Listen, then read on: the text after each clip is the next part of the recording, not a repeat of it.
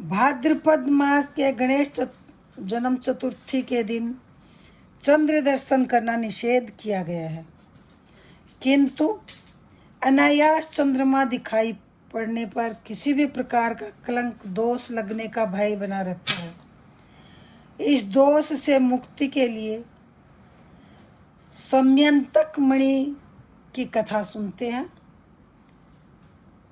उस कथा के सुनने से चंद्र दर्शन का दोष नहीं लगता।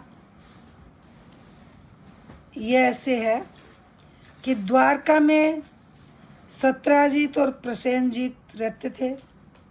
सत्राजित ने सूर्य भगवान की घोर आराधना करी तो सूर्य भगवान ने प्रसन्न होकर उसको एक मणि भेंट करी।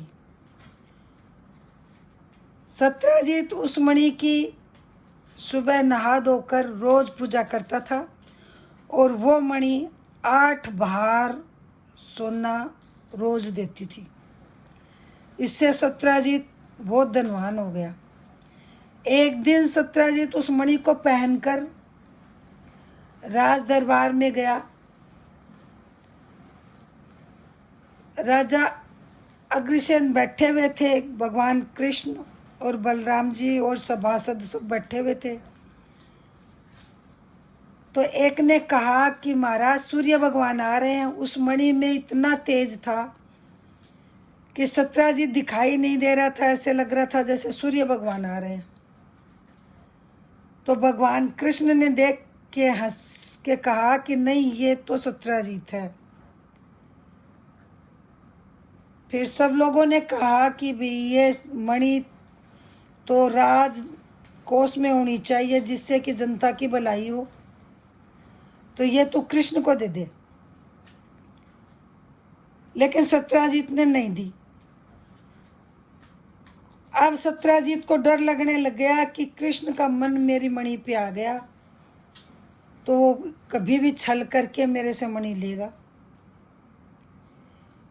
एक दिन सत्राजित का छोटा भाई प्रसेनजीत शिकार खेलने के लिए जा रहा था तो वो मणि अपने गले में डाल के पहन के चला गया कि पीछे से मेरे भाई से कृष्ण ले लेगा।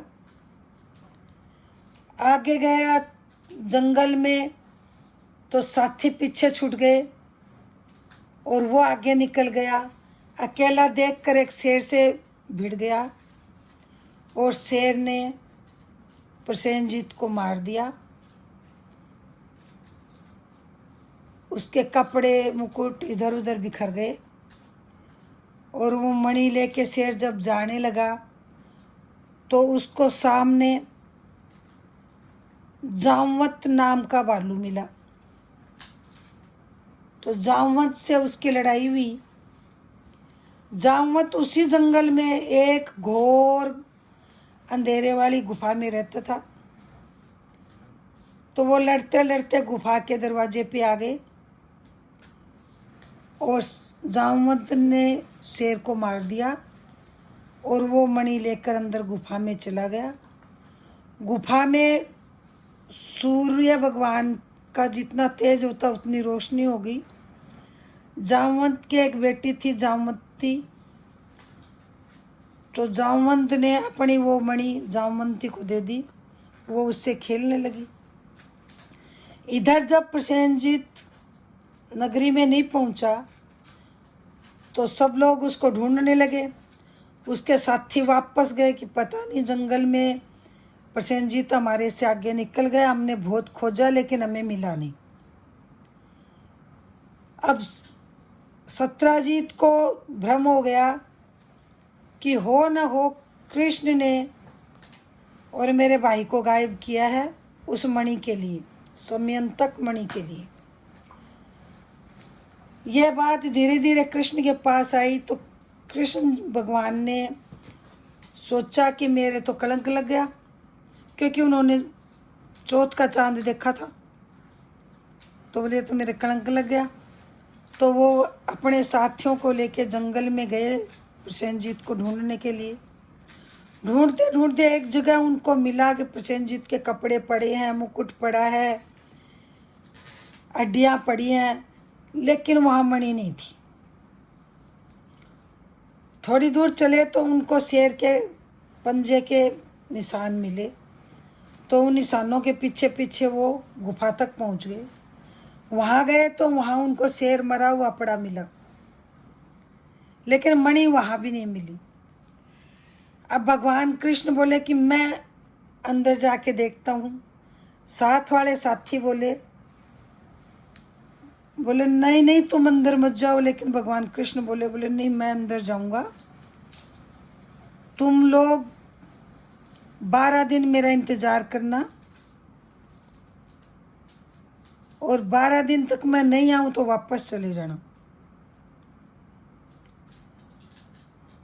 अंदर भगवान गए तो जामवंत से उनकी लड़ाई हुई, जो 28 दिन तक चली। इधर 12 दिन इंतजार करके उनके साथी वापस चले गए। नगरी में यह हो गया कि भी भगवान कृष्ण को और जामवंत ने मार दिया। 28 दिन के बाद भगवान कृष्ण जीत गए। जामवंत को आभास हुआ कि ये तो राम ही है, क्योंकि द्वापर में राम ने उससे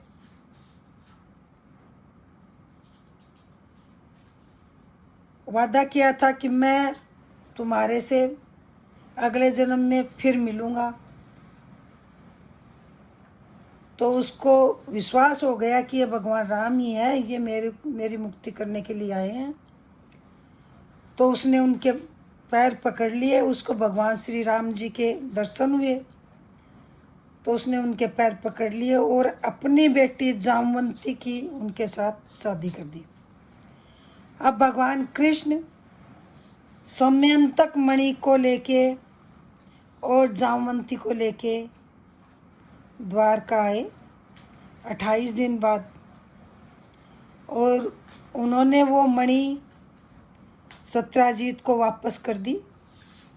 अब सत्राजीत के मन में मलाल होने लगा कि मैंने तो झूठा कलंक लगाया, मैं कलंक कैसे उतारूं। तो बहुत सोच समझ के सबसे सलाह ली उसने। फिर उसने सोचा, सत्राजीत की एक बेटी थी सत्यभामा, तो उसने सत्यभामा की शादी कृष्ण से कर दी और दहेज में वो मणि उनको भगवान कृष्ण को दे दी। और सबसे कहा कि भगवान कृष्ण के ये कलंक इसलिए लगा क्योंकि उन्होंने भाद्रपद की चतुर्थी के दर्शन कर लिए थे, गलती से उनके दर्शन हो गए थे, जिससे उनके झूठा कलंक लगा कि उन्होंने समयंतक मणि चुराई। वैसे भगवान ने वो मणि चुराई नहीं थी। जो कोई भाद्रपद के चांद के दर्शन कर ले गलती से भी, वो इस कथा को सुने तो उसका दोष का निवारण हो जाएगा। बोलो कृष्ण भगवान की जय।